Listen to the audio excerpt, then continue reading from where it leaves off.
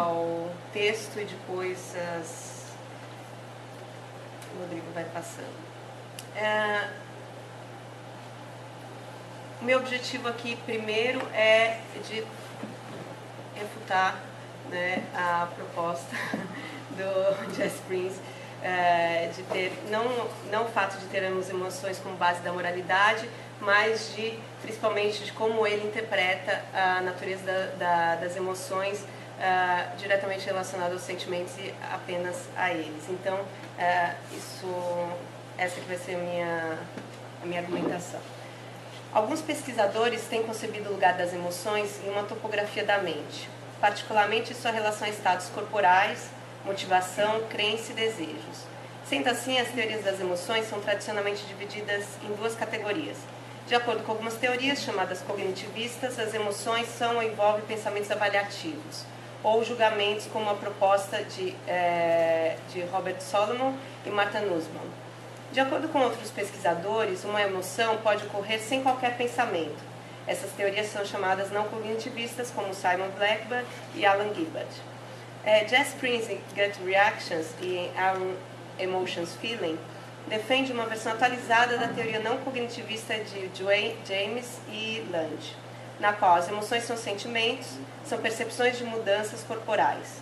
E quando essas percepções são conscientes, as emoções são sentimentos. Nesse caso, emoções inconscientes também são possíveis, mesmo que nem todas as emoções sejam sentimentos. Isto é, algumas emoções não são sentidas. Contudo, diferentes teorias pressupõem diferentes ontologias das emoções, e essa tem sido a disputa sobre a natureza das emoções. E estou aqui, né, participando dela. De acordo com Prince, muitos filósofos defendem teorias cognitivas das emoções e resistem à ideia de que as emoções são sentimentos.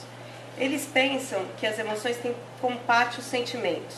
Sendo assim, o objetivo principal é mostrar de que modo, ao defender em seu livro The Emotional Construction of Morals, a ideia de que uma moralidade que tenha como base as emoções deve ser motivada independente do que as emoções são, é problemática.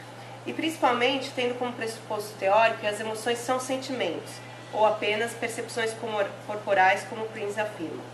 A apresentação é dividida em duas partes. Na primeira, eu mostro a minha compreensão da tese de Prince sobre a natureza das emoções e depois apresento a proposta de Aaron Beazev, tese que eu considero conciliatória dentre as teorias que defendem as emoções como sentimentos. A parte primeira é a natureza das emoções. Emoções são sentimentos? Em seu livro Gut Reactions, Prince defende uma tese interdisciplinar na qual ele reivindica que emoções são percepções de mudanças corporais. Essa tese foi defendida por James e depois ressuscitada por Damasio.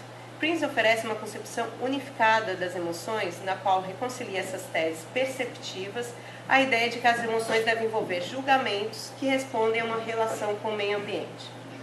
Ele defende que as emoções sejam incorporadas avaliativamente, isto é, que elas são percepções do corpo, e através do corpo, elas também permitem que se perceba literalmente situações de perigo, perda, entre outras. Prince pretende, ao propor esta ideia básica de uma incorporação da avaliação, capturar uma noção familiar de gut reactions, reações viscerais, que tem sido negligenciada por muitos pesquisadores da emoção. A proposta de Prince é de defender uma tese que não precisa incorporar julgamentos ou outros estados cognitivos. Sua crítica se endereça àqueles que pensam que as emoções são construções sociais ao invés de serem explicados pela psicologia evolucionista. Prince defende que todas as emoções são do mesmo tipo de fenômeno, que envolve tanto a própria natureza como as interações com o ambiente, né? Nurture. A emoção é uma forma de percepção no seu sentido mais pleno, isto é, onde a visão revela a identidade de objetos em uma dada situação, a emoção revela como essa situação conduz ou produz o nosso bem-estar. Outro aspecto importante da defesa ou atualização que Prince faz da tese de James Lange é que ele recorre à modularidade, ao menos uma aproximação da teoria modular de Fodor, que ele chama de quasi-módulos. Aí aqui só uma nota, né? Dentro da ciência cognitiva, há uma perspectiva amplamente difundida de que sistemas perceptivos são modulares. E se isto é correto, Então, ao mostrar que a emoção é uma forma de percepção, exige que a emoção seja compreendida como um processo modular. Eu não vou entrar nesse ponto. A minha pergunta é, as emoções são reflexos ou ações? Surge um problema quando as emoções são pensadas apenas como sensações corporais e por isso carente de conexões seguras com a racionalidade, deixando de lado seu conteúdo cognitivo, valorativo e desiderativo, ou seja, deixando de lado sua complexidade. Um dos principais filósofos que definiu as emoções como sensações, né, como eu já comentei, foi o James. Contudo, mesmo James, segundo Jung, não sustentava que as emoções são simplesmente sensações corporais, mas apenas que tais sensações são uma característica diferenciadora das emoções. Como Wilhelm Prinz defende uma versão híbrida da natureza das emoções, uma versão qualificada da tese de que as emoções são sentimentos, ou seja, que as emoções são percepções de mudanças corporais, e quando essas percepções são conscientes, as emoções são sentimentos. O propósito de apresentar uma tese na qual se ressaltam os aspectos ou componentes cognitivos das emoções e se estabelece o lugar que os sentimentos ocupam na estrutura física e mental do agente é essencial para atingir nosso objetivo principal, pois a defesa das emoções como base da moralidade exige que seja enfatizado o papel ativo das emoções, tratando-as como respostas a uma situação e como frutos de escolhas, em vez de associá-las a um mero reflexo, a uma passividade de meras sensações corporais involuntárias. Estabelecer quais são os componentes das emoções é fundamental para explicar o papel das emoções na agência moral. Quando estamos falando sobre modos de ver o mundo e consideramos as emoções como julgamentos avaliativos, ressaltamos aspectos ativos das emoções e passamos a compreender de que modo as emoções nos movem à ação. As emoções não são apenas reações a eventos e coisas que nos acontecem. Elas não acontecem simplesmente, isto é, elas não são algo que sofremos, não somos vítimas da tempestade de nossas paixões, como alguns modernos gostariam. Nós somos agentes de nossas emoções, e isso não significa dizer que nós deliberamos ou escolhemos nossas respostas emocionais imediatamente, mas que a questão da agência aqui levantada envolve diferentes tipos de respostas. Depende de nossas habilidades em nos guiar, de nossa autoconfiança e principalmente nossa experiência anterior, isto é, dos nossos hábitos, mesmo que não conscientes. As emoções não são reflexos, mas respostas a certas situações. Elas são processos dentro dos quais fazemos várias escolhas e por isso podemos alterá-las. Nossas emoções não são apenas uma consciência de nossos estados corporais e viscerais. De acordo com Solomon, ter uma emoção é um pouco diferente, se não distinto, de experienciar uma emoção, pois mesmo a resposta emocional mais primitiva envolve algum tipo de reconhecimento, isto é, uma forma de cognição como um estímulo inicial. As emoções não são meras respostas corporais automáticas, elas são modos de olhar o mundo.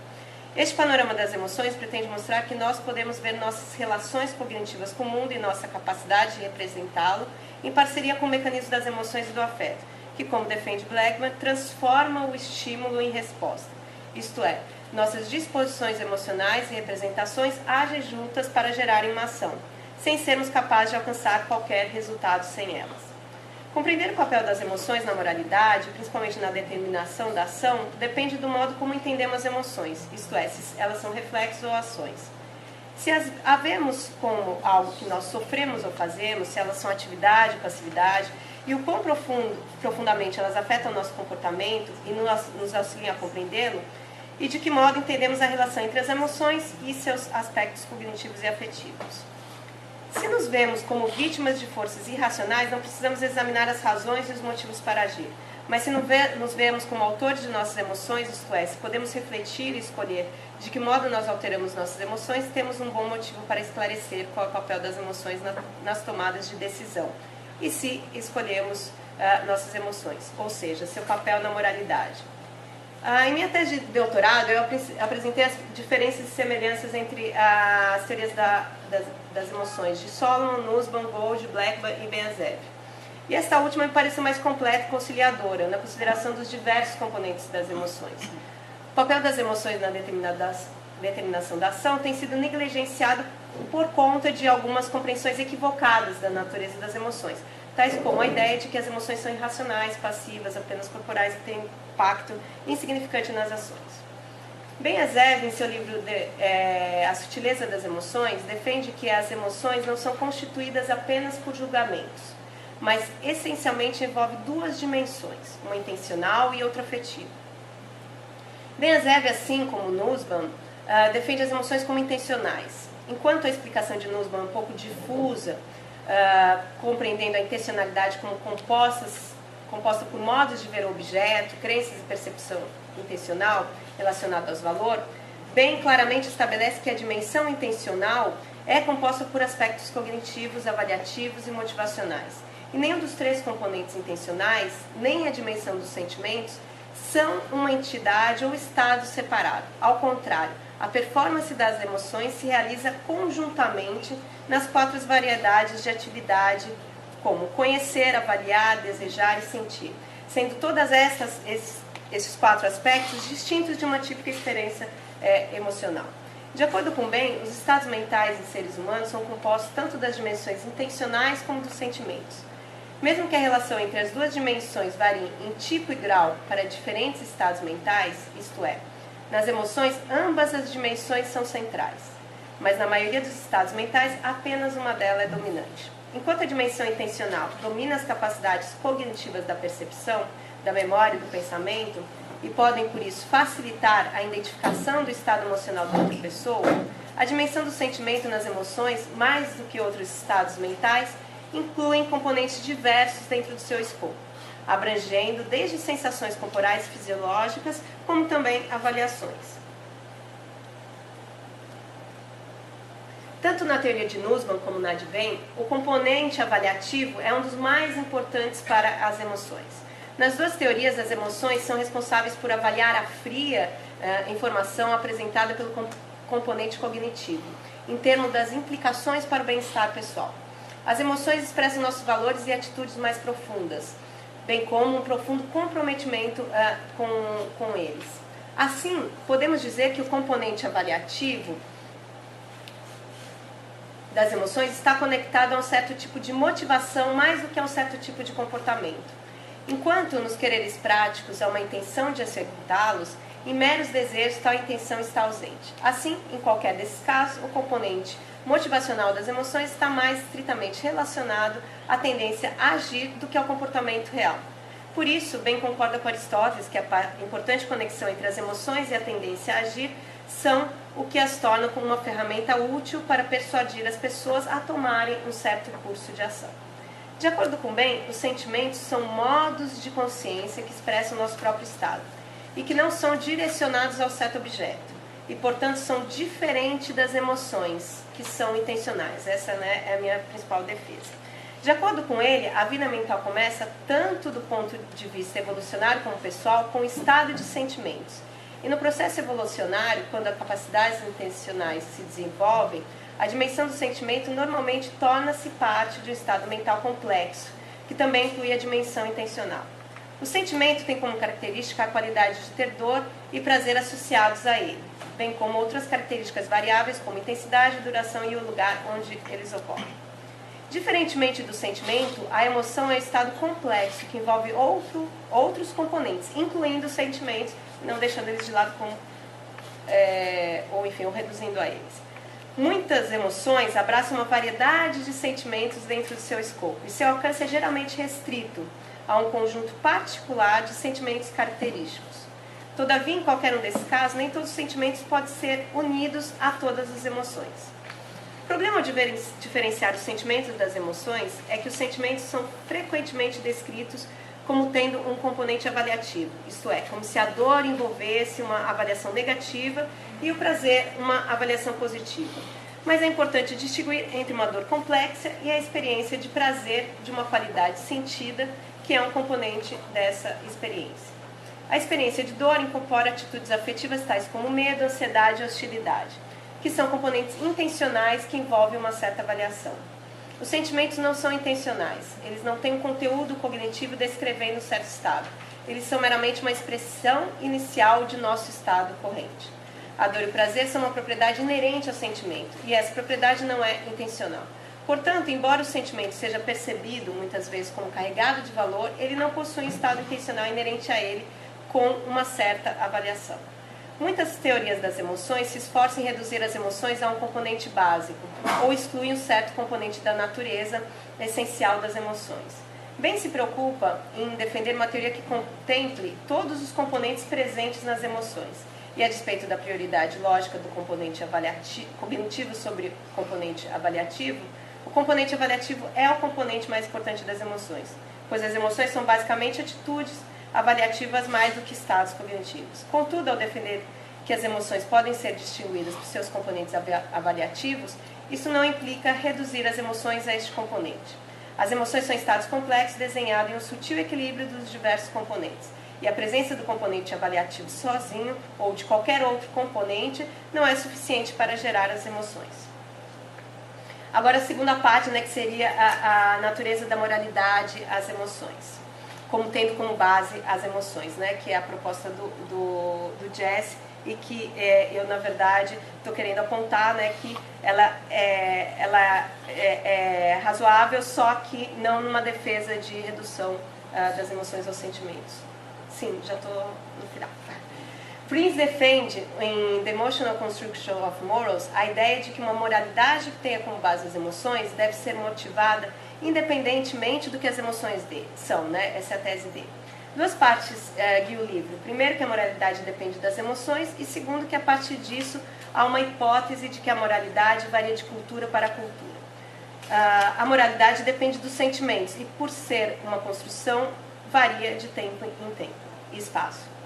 Sua defesa parte de pesquisas recentes em filosofia, neurociência e antropologia e se apoia em duas hipóteses radicais sobre a natureza da moralidade. A primeira delas é de que valores morais são apoiados em respostas emocionais e que estas respostas são incutidas pela cultura e não impostas pela seleção natural.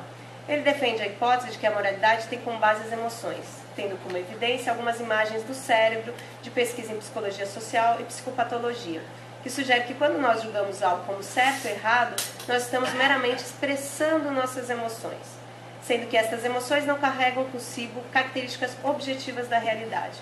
Mas o correto e errado de uma ação consiste no fato de que as pessoas estão dispostas a ter certas emoções que correspondem ao certo e ao errado.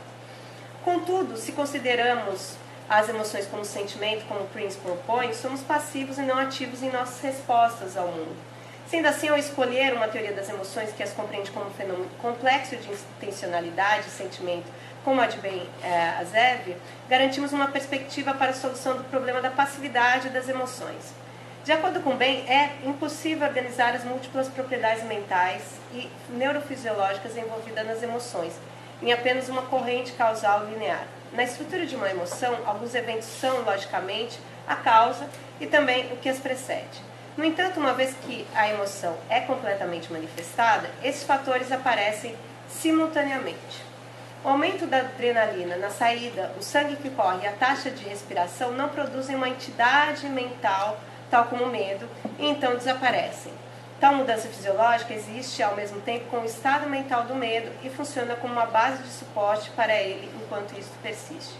Assim, considerando que as emoções são estados mentais avançados, é pouco plausível concebê-las como produtos isolados de um processo fisiológico precedente,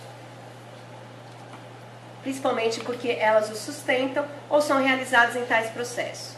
Uma emoção expressa o estado de um organismo inteiro, e apenas uma análise abstrata pode dividir isso em propriedades que são ordinariamente identificadas como do campo mental ou físico. De modo a compreender melhor o componente avaliativo, Ben faz uma distinção apropriada dos tipos possíveis de avaliação presentes em uma emoção. São elas deliberativa e esquemática. Como vimos, as avaliações deliberativas envolvem tipicamente processos lentos e conscientes que estão amplamente sob controle voluntário.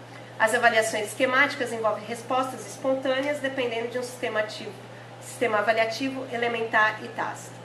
Elas são avaliações tipicamente rápidas, automáticas e com pouca consciência. Tem como base estruturas prontas ou esquemas de apreciação já estabelecidos no desenvolvimento evolutivo e pessoal. Aqui, né, no caso, eu pergunto, será que nós podemos incluir as gut reactions que Prince aponta? Enquanto o processo das avaliações deliberativas normalmente está presente em verbalizações e em informações semânticas e opera de um modo serial e amplamente linear, a atividade esquemática ocorre fora do foco da consciência, podendo usar recursos de mínima tensão não sendo completamente dependente de informação verbal. O interessante da teoria de Bain, ao nos propor a diferenciação entre a natureza deliberativa e esquemática das emoções, é que ela nos capacita a considerar as emoções não apenas como um resultado isolado de uma inferência cognitiva, mas como parte de um processo sem acabamento, em constante possibilidade de alteração. Levando em consideração a afirmação de Prince, que a moralidade essencialmente envolve a aprendizagem, os pensamentos deliberativos são um preparatório, mais do que desempenham um papel constitutivo das emoções. O papel ou pensamento pode preparar o sistema para a ativação das avaliações esquemáticas e pode ser estímulo imediato para a ativação de um padrão avaliativo. Mas a avaliação emocional por si mesma não é deliberativa, pois é isto que dá ao sistema emocional a habilidade de reagir quase que instantaneamente a eventos significativos e ainda ter poder e flexibilizar as capacidades cognitivas complexas e avaliativas. Sendo assim, podemos dizer que as ações éticas surgem como respostas a certas configurações do mundo. Tais respostas são escolhas feitas pelo agente segundo sua sensibilidade ética, perante um sistema de representações dado. O processo de aprendizagem ensina a pessoa como reconhecer as situações relevantes que demandam uma resposta moralmente adequada e, principalmente, como escolher suas emoções de acordo com a situação. Esse processo de aprendizagem passa por uma educação das emoções, por um cultivo que está relacionado aos hábitos e principalmente ao aprendizado corporal. Por conseguinte, a moralidade de uma sociedade também está vinculada às respostas emocionais que se manifestam naquilo que ela censura ou tolera. Compreender a ética a partir do papel que as emoções desempenham na psicologia do agente revela de que modo elas influenciam ou determinam suas atitudes e escolhas.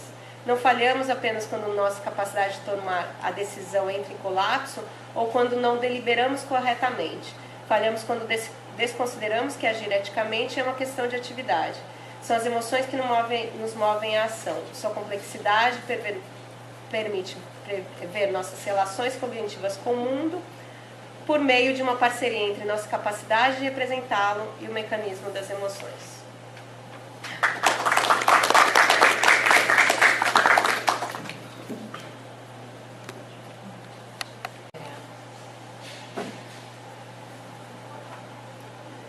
Bom, meu trabalho é sobre... Eu fui motivada a escrever sobre esse trabalho em função de dois textos. Um texto do Prince, Against Empathy, e um outro texto do Noel, No Empathy Toward Empathy. São dois textos que vão contra uma tendência atual, né, de valorizar o papel da moral, da empatia na moral. Bom, então vamos lá. Primeiro, eu quero apresentar o argumento de Prince contra a empatia como uma pré-condição para a moralidade. A visão predominante em psicologia moral defende que a empatia e a simpatia desempenham um papel fundamental na nossa moralidade e nas ações pró-sociais e altruísticas. Recentemente, Jess Prince defendeu uma tese que desafia essa tendência. Em sua campanha contra a empatia, mais do que apontar os limites e distorções do sentimento empático, Prince desacredita qualquer participação da empatia no processo de deliberação moral. Prince não é o único autor a mostrar os problemas da perspectiva empática da moralidade. Peter Gould e Janet Kennedy também adotam essa perspectiva. Mas sua crítica se coloca no campo interno do emotivismo. Prince comunga do credo emotivista remiano de que a moralidade está baseada na educação sentimental. Tal como Hume, Prince defende que os juízos morais envolvem aprovação e desaprovação. E eu cito ele: acreditar que alguma coisa é moralmente certa ou errada consiste em fazer uma aprovação e desaprovação disso. Isso torna a sua crítica mais difícil de ser combatida, pois seus argumentos endossam o viés emotivista, mas descartam a empatia como um sentimento que expressa os juízos morais. Em Against Empathy, Prince argumenta contra a tese humeana de que a empatia seria uma pré-condição para a moralidade. Ele ataca dois pontos do projeto de Hume. A tese de que a empatia envolve sentir uma emoção que outra pessoa está sentindo, e a tese de que a empatia é uma pré-condição para aprovação ou desaprovação moral. Como mostra Prince, se o projeto sentimentalista de Hume implica que a aprovação e desaprovação moral dependem de empatia, então, consequentemente, em Hume, a empatia seria o fundamento da moralidade. Prince rejeita todas as teses modais que conectam necessariamente empatia e moralidade, seja como necessidade constitutiva, causal, epistemológica, desenvolvimental, motivacional ou normativo. O argumento de Prince poderia ser assim reconstruído. As emoções são essenciais à moralidade, a emoção empática não é necessária à moralidade, a emoção empática exerce no máximo um papel contingente na moralidade, as emoções empáticas produzem distorções em nossos juízos, a emoção empática interfere negativamente na moralidade. Uma parte das críticas é bem-vinda, pois mostra os problemas de uma perspectiva inflacionada, baseada na empatia como emoção moral básica. Contudo, Prince acaba jogando a criança e a água fora da bacia. Sua proposta resulta em uma explicação sobre a moralidade na qual as emoções empáticas podem ser dispensadas. A consequência extrema da tese de Prince é defendida por Strutiner, que chega a propor que o modelo ideal de deliberação moral deveria prescindir de qualquer componente empático. Tendo como base o pensamento autista, ele defende que nossa moralidade deve ser guiada por um modelo que eu poderia chamar baseado em seguir regras. Para Strutiner, a empatia é uma emoção perigosa, que resulta em ações que atrapalham o raciocínio moral. Apesar de concordar com parte das críticas, acredito que a empatia ocupa um papel crucial no nosso pensamento moral e agir moral, sem atribuir a ela um lugar exclusivo. Defendo que existem aspectos de nossa moralidade para os quais os sentimentos empáticos são fundamentais e necessários, e que uma moralidade que dispense os sentimentos empáticos comprometeria esses aspectos. Pretendo enfraquecer a cláusula de que a empatia não é necessária à moralidade, mostrando que, dependendo do sistema moral que defendemos, a empatia pode ser considerada necessária. Aceito com Prince que a empatia não é uma condição necessária para todo e qualquer pensamento moral. Podemos conceber sistemas morais básicos e mais simples que precisam de empatia. Também não é uma condição suficiente, pois existem vários outros componentes que compõem nossa moralidade. Contudo, defendo que a empatia é uma condição necessária para o nosso tipo de moralidade, para o tipo de agente moral gerado por nossa história evolutiva. Aspectos importantes de nossa moralidade estão, portanto, relacionados aos sentimentos empáticos. O fato dos sentimentos empáticos terem limitações que possam produzir distorções não implicam que não sejam necessários e benéficos à nossa moralidade. Os sentimentos empáticos, por vezes, distorcem nossa percepção e capacidade de juízo moral, mas também assim fazem os sentimentos de medo, indignação, vergonha, admiração, culpa, raiva. Vários sentimentos morais podem gerar ações injustas ou julgamentos incorretos. Se estendermos esse raciocínio, podemos ser enganados ou mal conduzidos por todas as nossas emoções. Qualquer emoção poderia gerar equívocos na deliberação moral. Isso mostra que não devemos sempre, em todas as situações, confiar em nossas emoções como fontes de avaliação. Se fôssemos excluir todas as emoções que possam levar a distorções ou limitações em nossa deliberação moral, sobraria muito pouco. Vou tentar evitar, então, 2 pontos. A empatia não desempenha papel no nosso desenvolvimento moral. Não há benefício, e o segundo ponto, não há benefício moral associado aos sentimentos empáticos. Pretendo mostrar que a empatia é fundamental para o desenvolvimento do agente moral. A ausência ou deficiência desses processos leva à perda de parte importante da nossa moralidade, daquilo que nos torna sujeitos morais. Então, primeiro, o papel diacrônico, né, da empatia. A tese central defendida pelos psicólogos do desenvolvimento é que os processos empáticos são pré-condições para a emergência do agente moral. A moralidade envolve processos de regulação de comportamento na direção dos outros, e se a criança não for empática, ela fracassará na aquisição de preocupação pelos outros, na apreciação de como suas ações afetam os outros, e, consequentemente, isso afetará sua apreciação sobre quando suas ações estão certas ou erradas. Prince nega que a empatia seja necessária ao desenvolvimento moral. Ele analisa as pesquisas e consequentes sínteses teóricas em psicologia moral e mostra as incoerências e equívocos conceituais. E acredita que não há dado empírico que forneça evidência para essa afirmação.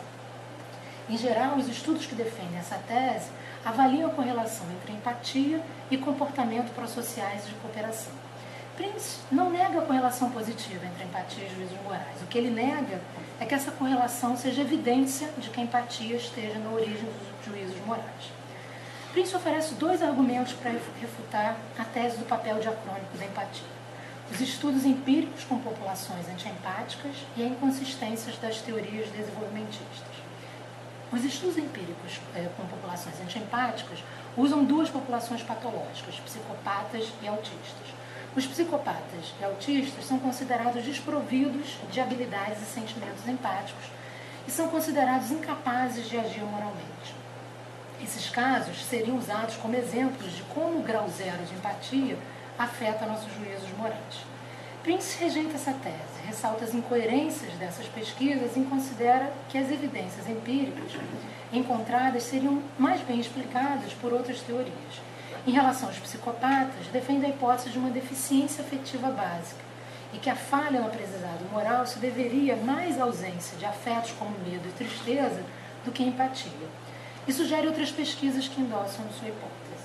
Em relação aos autistas, Prince cita as pesquisas que comprovam que os autistas, ao contrário dos psicopatas, são capazes de julgamento moral. Então, da evidência que existem seres não empáticos capazes de julgar moralmente, Prince conclui que a empatia não é necessária ao desenvolvimento moral. Seu segundo argumento é que a teoria desenvolvimentista sobre como aprendemos quais regras morais devemos seguir, subestimam o papel da introjeção das regras sobre o que é certo e errado, a partir de outros sentimentos como medo, tristeza, indignação, que introduzem o senso de desaprovação sem lançar mão do elemento empático.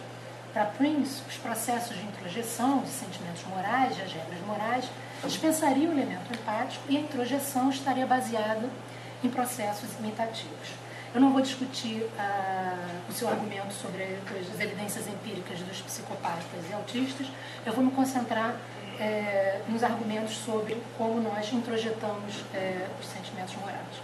Meu ponto central no argumento é que existe um mecanismo básico empático, necessária aquisição de emoções morais, e que só a capacidade de imitação ou a presença de emoções morais, de emoções básicas, como medo, raiva, nojo, alegria, tristeza, não são suficientes para a introjeção de regras morais. É necessária a emergência de um sistema de regulação emocional mais sofisticado que a imitação, e os sentimentos e os sistemas empáticos desempenham esse papel. Bom, então vamos lá. O que é empatia, né? O termo empatia refere-se a uma família de processos psicológicos que vai do contágio emocional à simulação mental. A definição mais aceita é que a empatia é a capacidade de se colocar no lugar do outro, visando compreender seus estados mentais. É importante distinguir a empatia de fenômenos como contágio emocional, a simpatia, a projeção imaginativa. O contágio emocional é um fenômeno automático de propagação de uma emoção de um indivíduo ao outro, caracterizado por uma certa indiferenciação ao outro. A simpatia se caracteriza por participar da emoção experimentada pelo outro, por compartilhar o sofrimento do outro, visando o seu bem-estar.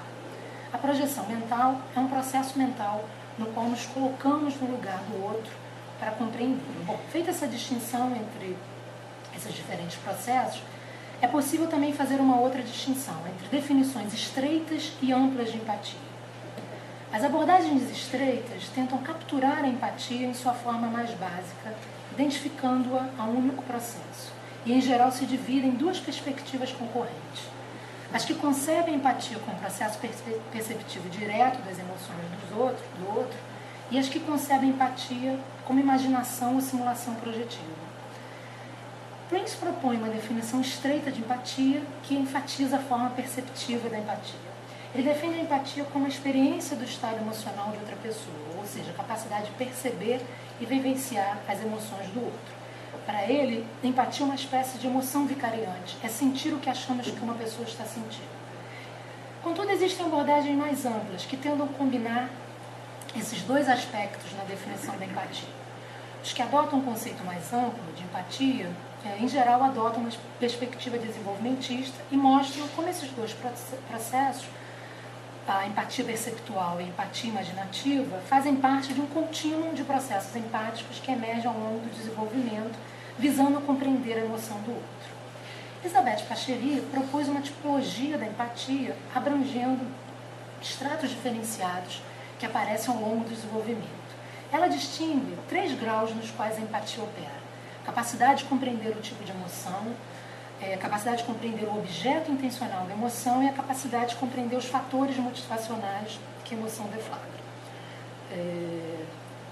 Que o objeto intencional da emoção deflagra. O primeiro nível é a capacidade de compreender o tipo de emoção vivenciada pelo outro e está associado a processos de imitação de expressões faciais e vocais. Nos processos imitativos, há uma correspondência entre adotar uma expressão facial e sentir a emoção correspondente. E por isso, a imitação é um vetor para o contágio emocional. Ao longo do desenvolvimento, emergem funções que permitem ao sujeito a distinguir a empatia, que guarda a distinção ao outro, distinguir a empatia do contágio emocional, que implica uma diferenciação ao outro. Os processos de imitação e contágio emocional se apoiam em dois esquemas distintos. Uma conexão direta entre percepção e ação e uma conexão direta entre percepção proprioceptiva e expressão facial. Na imitação, há uma correspondência automática entre a informação visual da ação observada e a representação motora. E é isso que torna possível a imitação e as formas elementares de empatia.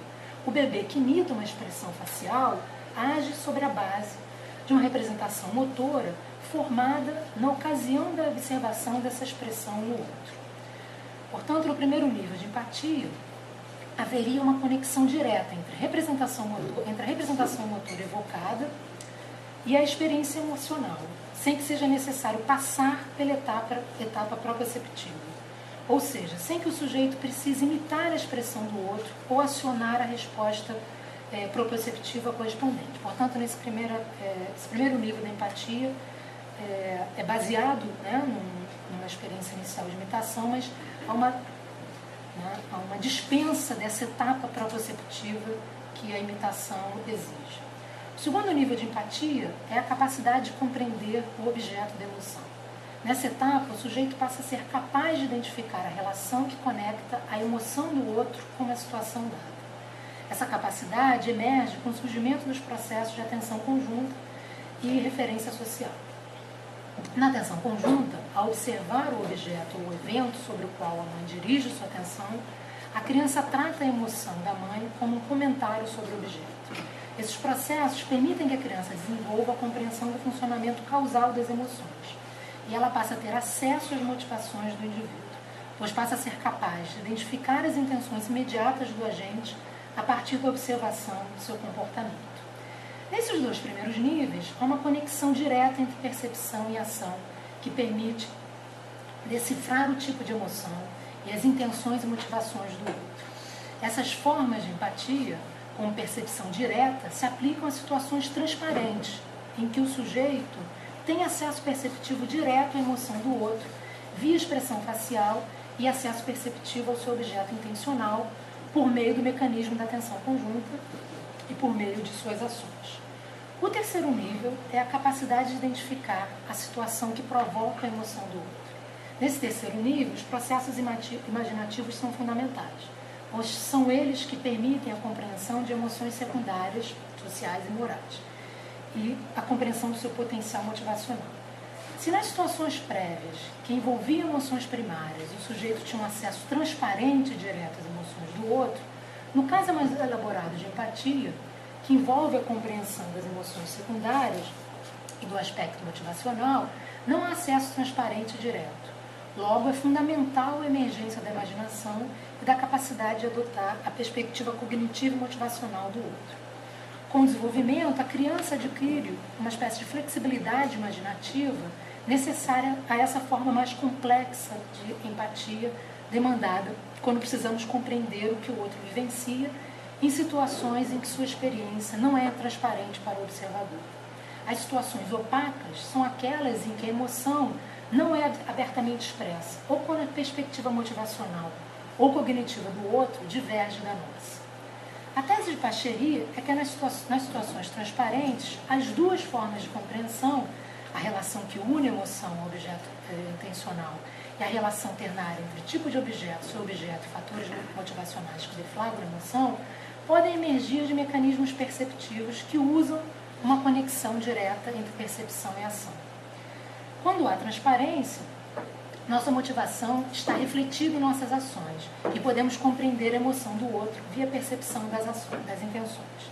Mas nos casos em que não há indícios perceptivos, precisamos recorrer às formas mais elaboradas de empatia que usam imaginação e simulação. Se Pachery está certa sobre como os processos de simulação funcionam na imaginação de contextos opacos, podemos afirmar que temos uma evidência empírica a favor da empatia como necessária ao desenvolvimento moral. Ou seja, se esse modelo dela puder ser testado e for confirmado, eu acho que é uma espécie de evidência empírica a favor da empatia como necessária ao desenvolvimento moral. A empatia construída como essa capacidade de aprender via percepção ou imaginação o tipo de emoção que o outro vivencia e a relação entre a emoção, objeto intencional e motivação é fundamental, portanto, para o desenvolvimento do agente moral. Capacidade imaginativa empática permite a interiorização das emoções percebidas no outro. Se podemos experimentar o sentimento de vergonha, culpa ou admiração que uma ação produz, é porque somos capazes de imaginar como essa ação é percebida pelos outros. A empatia permite imaginar os sentimentos dos outros e o modo como as nossas ações são percebidas pelo outro e como somos aprovados e desaprovados. É por meio da empatia imaginativa que somos capazes de introjetar sentimentos morais e motivação moral do outro e nos desenvolvemos como agente moral que segue normas e se comporta moralmente. Quanto tempo ainda tem? Não sei se eu tenho tempo para a última parte. 2 minutos? Bom, vou tentar se já me corta. Que tipo de empatia a gente necessita? What kind of empathy is needed? Por último, gostaria de considerar a tese normativa que Prince defende. Para Prince, uma moralidade empática e nociva à sociedade deve ser evitada ou desencorajada como um guia para as nossas decisões morais. Ele oferece alguns exemplos para mostrar como os sentimentos empáticos podem levar a incorreções em nossos julgamentos morais e não contribuem para nenhum bem moral. Se defendemos que a empatia não é necessária à moralidade e até mesmo nociva, decorre disso que a moralidade que desejamos deveria evitar sentimentos empáticos ou mesmo eliminá-los, como é a proposta de Stirtine de uma moralidade baseada numa perspectiva autista. Ou seja, o pensamento autista que apresenta um grau zero de empatia seria aquele que produziria comportamentos mais éticos e justos, porque seria baseado em regras. Eu vou ter já ver certo, mas está errado. Bom, em Who Needs Empathy, Polkerberg defende a tese de que nos contextos de cuidado e ajuda a indivíduos que não podem expressar suas emoções, desejos e crenças, a empatia exerce um papel fundamental. Polkerberg analisa o processo de liberação numa unidade de cuidados intensivos de bebês. O que Polkerberg mostra é que a capacidade imaginativa empática ocupa um lugar central nos processos de decisão sobre a vida daqueles que não podem se expressar de modo transparente.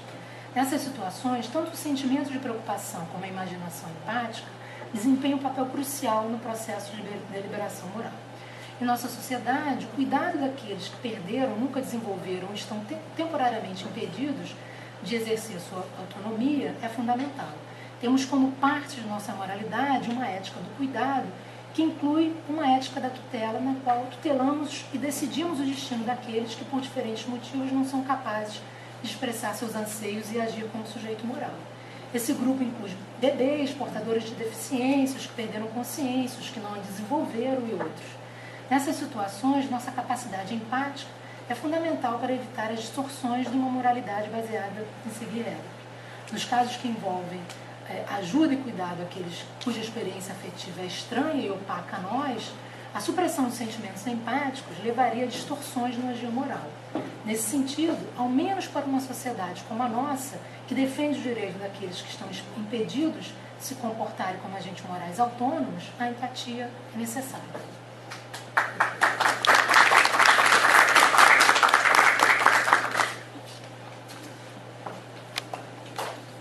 Colocam justamente, que tentam trazer os sentimentos para o âmbito da discussão da deliberação democrática, principalmente.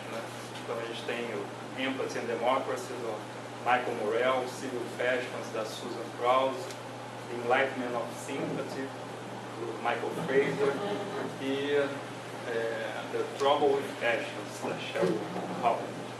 Basicamente, o que essa teoria política sentimentalista tem procurado é corrigir a excessiva tendência racionalista da teoria democrática contemporânea.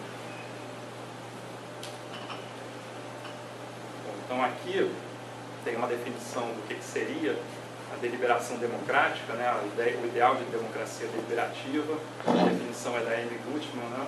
E do Dennis Thompson, que fala que a democracia deliberativa afirma a necessidade de justificar as decisões tomadas pelos cidadãos e pelos seus representantes. Espera-se que ambos justifiquem as leis que querem impor uns aos outros e, numa democracia, os líderes devem dar razões que justifiquem as suas decisões e responder a razões que, por sua vez, são apresentadas pelos cidadãos. Então, a ideia principal por trás do ideal de democracia deliberativa é a ideia de reciprocidade entre os cidadãos que participam de processos de deliberação democrática, né?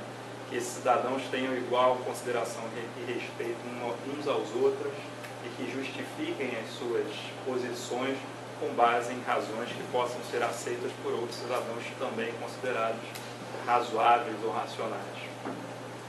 Essa visão, como vocês podem ver, é focada na ideia de racionalidade da deliberação, né? E o que a teoria política sentimentalista tenta trazer é a ideia de que na deliberação pública a gente não tem só razões envolvidas, né? A gente também tem aspectos não racionais que também fazem parte da deliberação pública. Então aqui uma definição do Michael Fraser, né, do que seria a preocupação dessa teoria política sentimentalista. Dado que nossa tarefa é construir uma sociedade justa para seres humanos e não seres humanos tão somente racionais, não há motivos para que não possamos apelar para características irracionais da psique humana que possuímos em comum. Nossas emoções, nossa imaginação e nossa capacidade de compartilhar a vida interior dos outros através da simpatia. Não vou entrar em detalhes aqui, a Carolina já colocou bastante enfaticamente, né, que a visão de que as emoções são irracionais é bastante polêmica, mas a teoria política sentimentalista parte desse pressuposto, né, de alguma forma. Bom, então, o que nós vemos nessa teoria política sentimentalista é que a empatia seria o conceito-chave para trazer as emoções para o âmbito da deliberação democrática. Se o ideal da deliberação pública é o ideal de reciprocidade entre os cidadãos, essa consideração recíproca no âmbito dos sentimentos só é possível através de processos empáticos. Então, daí a importância da empatia para a deliberação pública, para dentro dessa proposta de trazer os sentimentos para dentro de uma teoria política.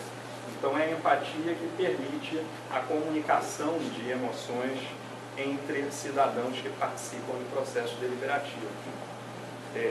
Aqui a gente tem duas figuras, né, a partir de uma pesquisa no Google Images de empatia, a gente encontra essas duas imagens diferentes e a gente pode perceber que elas traduzem um pouco os distintos níveis de empatia expostos pela Cláudia, né?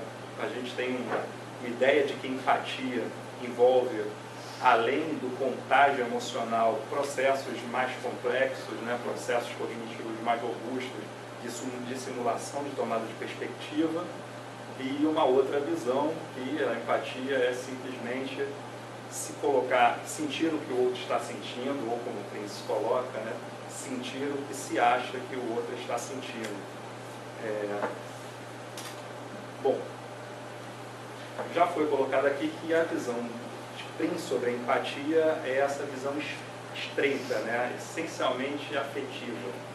Então, ele define empatia como a experiência de sentir a emoção que nós achamos que outra pessoa está sentindo. Só fazendo parênteses aqui, os teóricos políticos sentimentalistas preferem adotar uma visão de empatia mais alargada, né? Um outro tipo, uma empatia que considera aspectos como simulação, tomada de perspectiva, compreensão gerada pelo contágio emocional. Então, a gente tem uma disputa em torno de qual seria a melhor definição do que é empatia. As Prince já adverte que ele prefere não entrar em disputas sobre a definição do que é empatia. Mas talvez essa disputa tenha alguma importância para o problema que eu vou colocar aqui.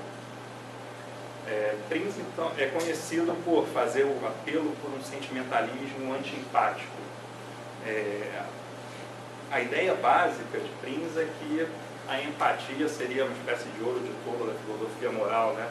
Ela teria muito mais defeitos do que qualidades, né? E em 2 artigos, né, Against Empathy e Sympathy Necessary for Morality, ele faz uma defesa dessa visão de um sentimentalismo independente da empatia. Fazendo só um resumo de quais são os argumentos que ele coloca nesses 2 artigos, primeiro ele trata de uma questão conceitual, né? Ele ataca a tese humeana de que a empatia seria uma pré-condição para a realização de juízos morais. Que a empatia seria necessária para a realização de juízos morais. Numa síntese bem apertada, ele acredita que isso não é verdade, que é possível realizar juízos morais independentes de empatia, e coloca o caso, por exemplo, de julgamentos morais em relação a danos sofridos por pessoas que nem sabem que sofreram danos. Então é possível ter preocupação pela situação de um sujeito que nem sabe que sofreu algum tipo de dano.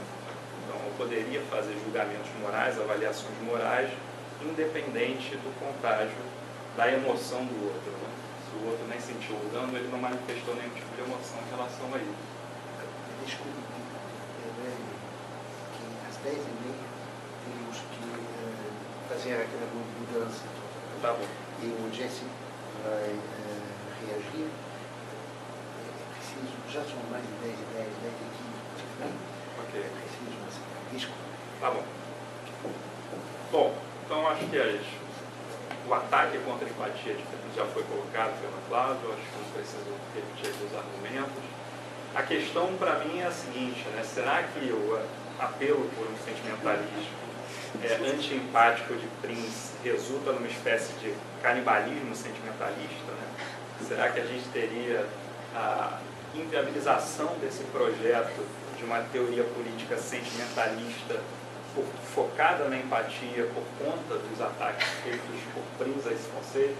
Desculpem essa figura bem popular, é muito diferente a cultura pop é muito diferente da erudição do Prince, né? Na capa do Emotional Construction of Morals, ele tem uma cena de canibalismo muito mais erudito, mas eu fui ao popular. Né? Bom, meu argumento é que eu acredito que o ataque de Prince possa ser compatibilizado com uma teoria política sentimentalista. Na verdade, os ataques de Prince podem valer para o campo da moralidade individual, mas a gente tem que repensar a função da empatia no campo da moralidade política. Então, a Krause, por exemplo, chama atenção para a distinção entre juízos de moralidade individual e juízos de moralidade política. Basicamente, né, os juízos de moralidade política, as deliberações públicas sobre questões morais, geram decisões que são impostas coercitivamente aos cidadãos, através do direito. Logo, num Estado democrático, essas decisões devem assegurar que todos os cidadãos atingidos pelos seus resultados sejam, de alguma forma, também seus formadores. A deliberação pública é essencialmente coletiva, enquanto a deliberação individual tem um caráter introspectivo.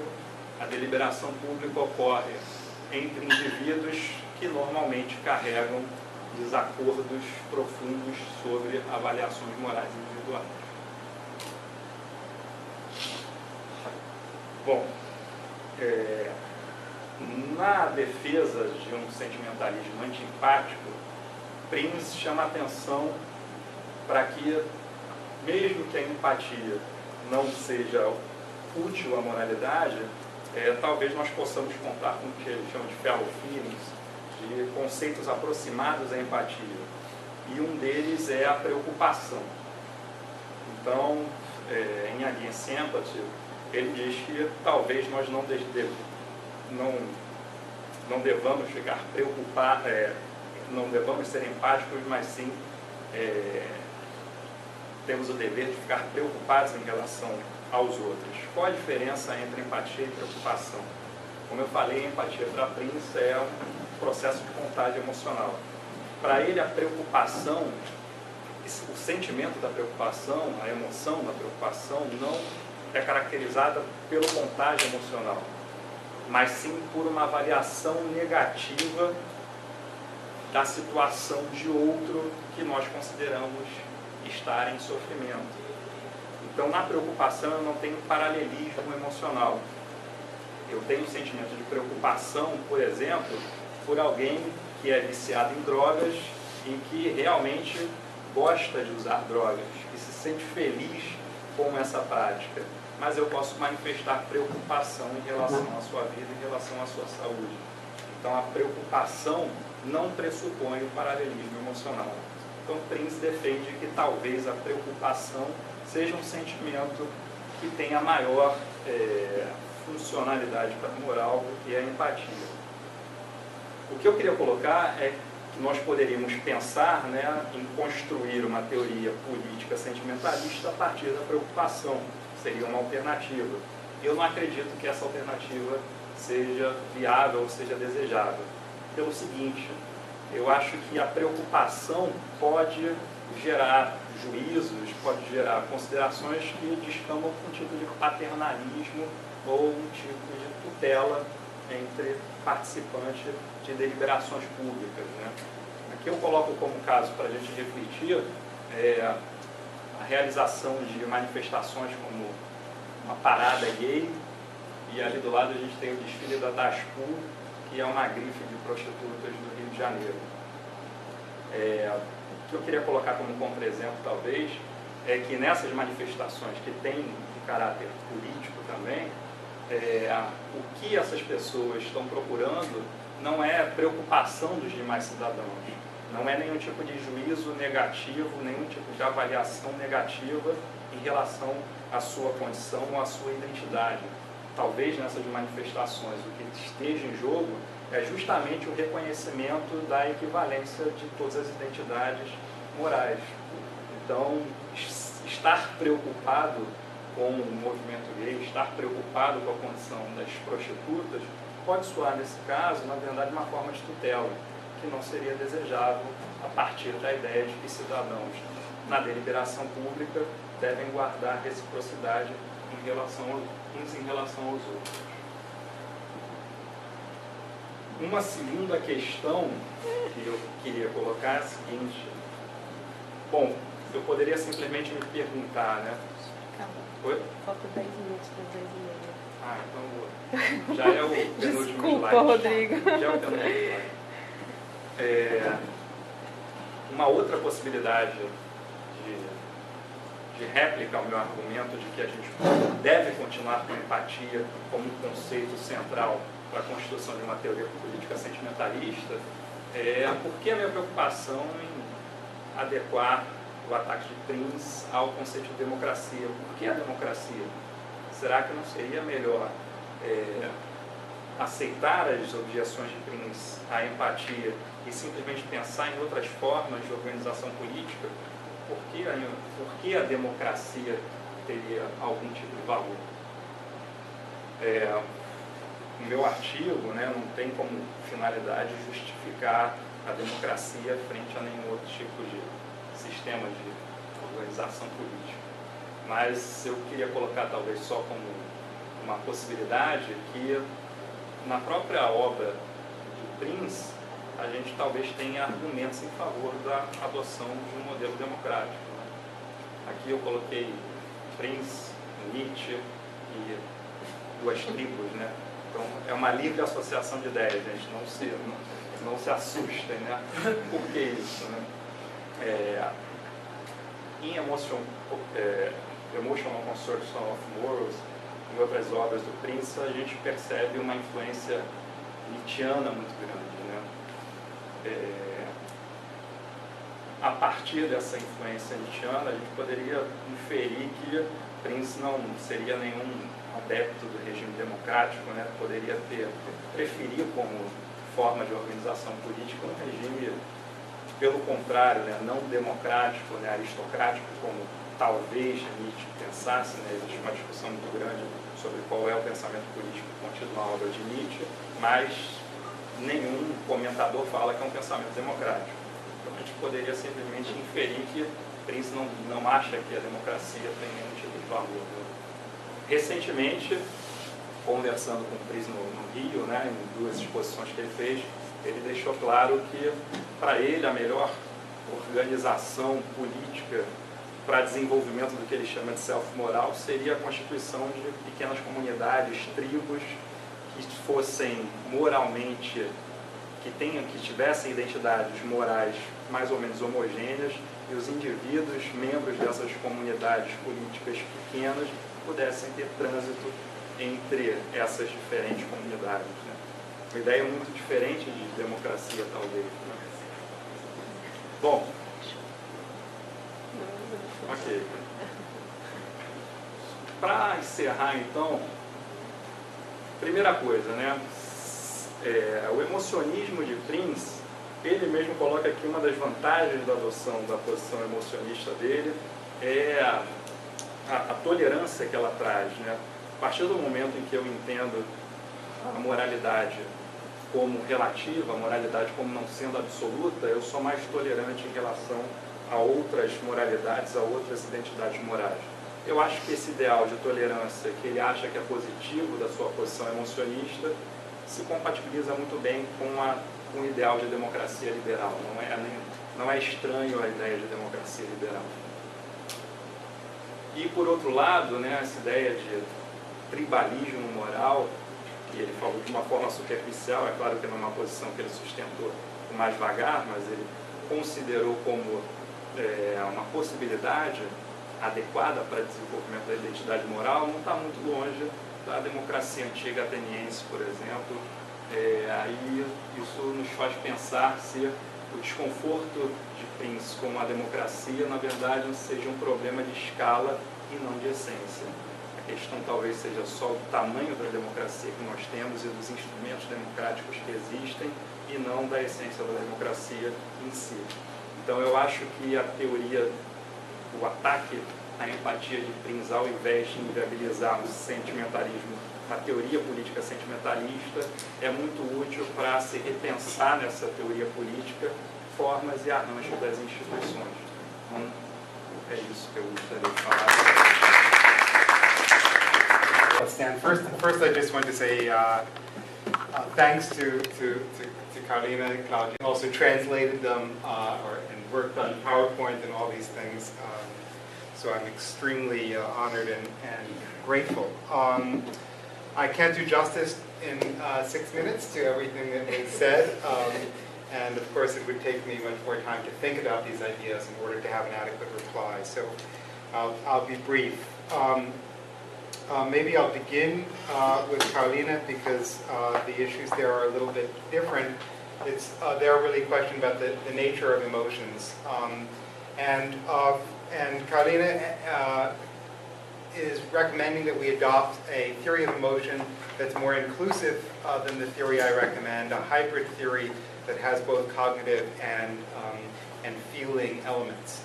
And in arguing for a pure feeling theory, I face various objections, and some of those objections have been developed in her paper, and I just want to say something briefly about those. First, just more generally, why I think we should have an account of emotions that emphasizes only this felt part, the feelings of the changes in the body, as opposed to a cognitive component.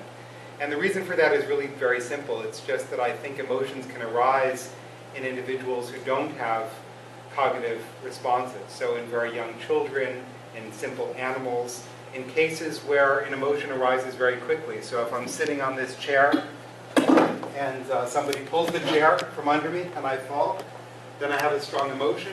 But the idea that I have some kind of cognitive appraisal in that very fast response seems to me unnecessary. And more generally, I think a lot of our emotions are triggered by perceptual events. We simply see something, someone attacking us, something very amusing, and that leads to an emotional response without cognition.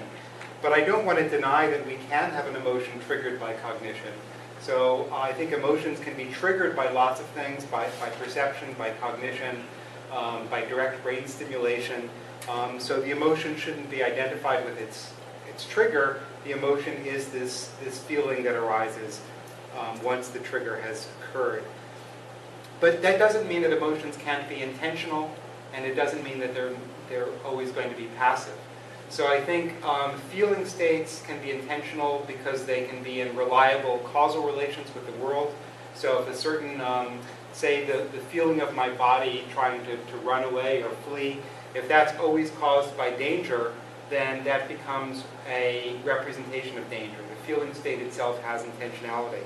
But also the feeling state intermingles with its cause.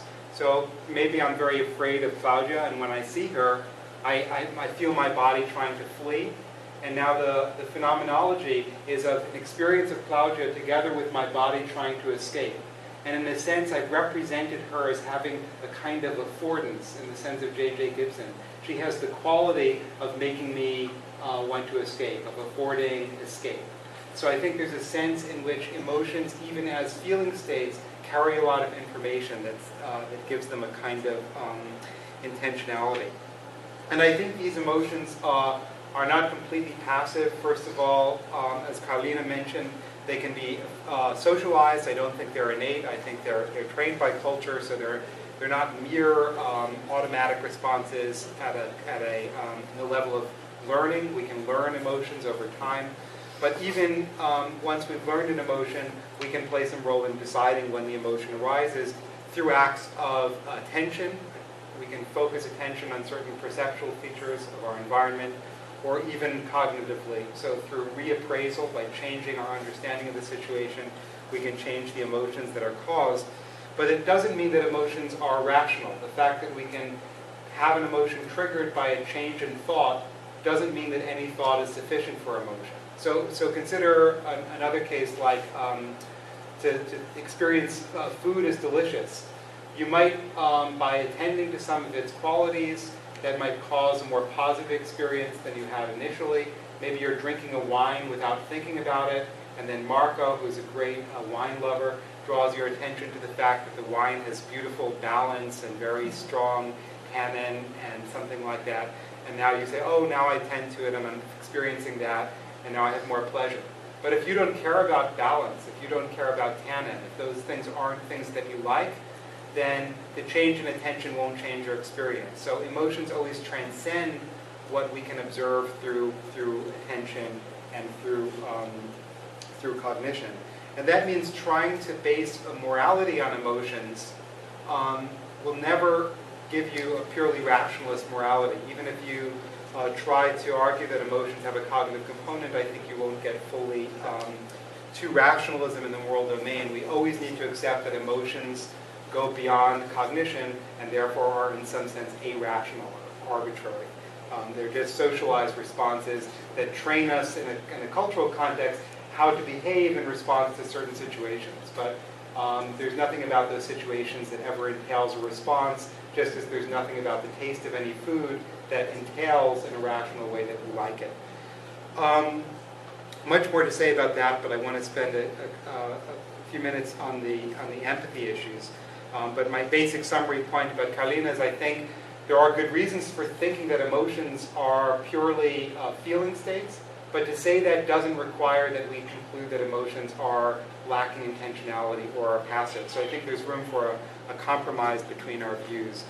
On empathy, there are a number of reasons for my skepticism about empathy, and the speakers mentioned these, so I think empathy is very difficult to induce. Studies by psychologists like Daniel Batson on empathy have shown that people are rarely spontaneously empathetic. You need to do work to get them to be empathetic. When people become empathetic, they're highly biased. They treat people who are similar to them better than people who are not similar to them. So empathy tends to treat the similar as morally more worthy. Studies have shown that empathy is motivationally inert. This was mentioned. So the idea is that people will do something kind when they feel empathy only if it doesn't cost them anything. As soon as you introduce a cost, empathy is not very effective. Empathy is also inapplicable to many cases that are important for morality, including cases of reasoning on the basis of justice, like distributive justice. Empathy tends to not be very important.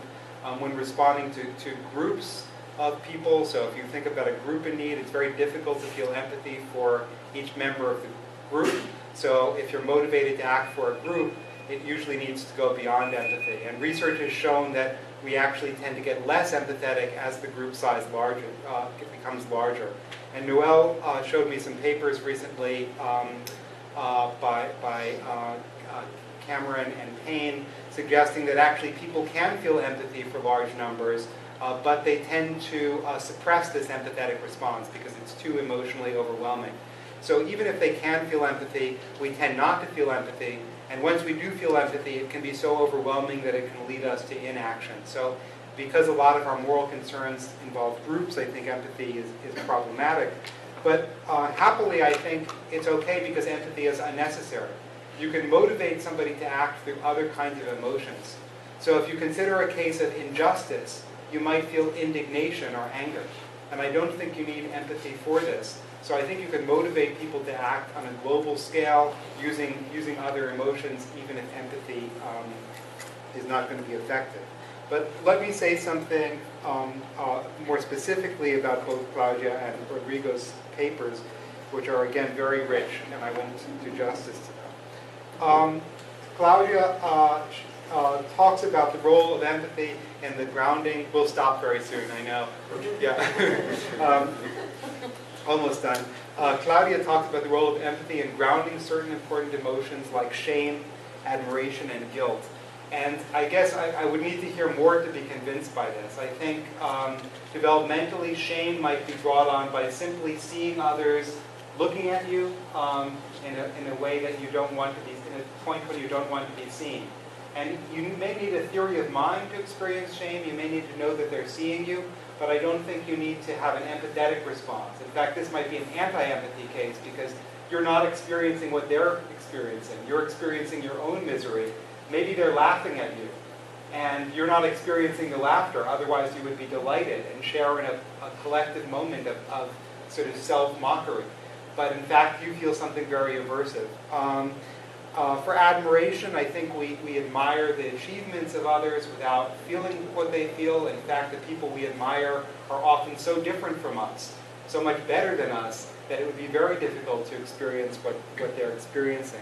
I think guilt is the hardest case because you often feel guilty about harming people. And maybe empathy plays a role in seeing that someone is suffering and then you feel guilty. But developmentally, there's some evidence that guilt actually arises from something much more narcissistic. It's something like the withdrawal of love. So when a child is bad, child misbehaves, parents take their love away, and then the child feels very sad. They feel anxious because they're going to lose their parents' love, and they feel sad because they're feeling isolated or alone. These young children can't empathize with their parents, or they don't empathize with their parents, but that sense of threat and loss that comes from parental withdrawal leads to this feeling of guilt. And I think guilt is very often like that. Yesterday I felt very guilty because I missed the talk of a friend that I wanted to attend. And I don't think I was imagining that she was suffering because I missed her talk. She probably didn't care. But I felt like this was a commitment I'd undertaken and really wanted to be there. And I felt guilty about this. A sense of loss, this threatened our relationship, that connection, that loss of attachment may be more important.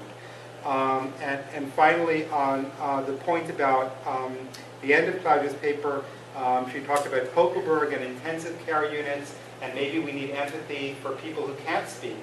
And here I say maybe this is a case where empathy leads us astray.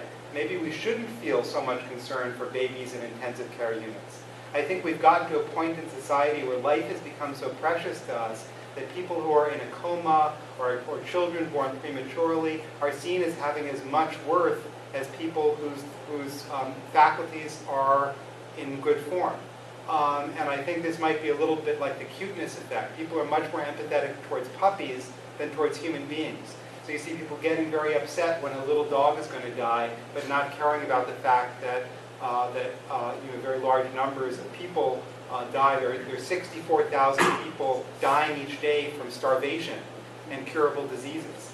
But we don't care about them, but then a little puppy on the news or some dramatic event produces empathy and we feel special concern for that. Maybe we should empathize for the parents who have children in intensive care, but I think we should use principles of justice to decide how to allocate resources.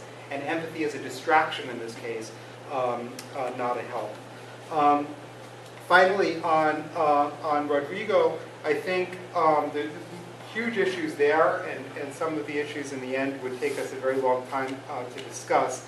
But I think that the claims that empathy are important in the political scale, in a way, are very interesting to engage, because I think almost the opposite is true.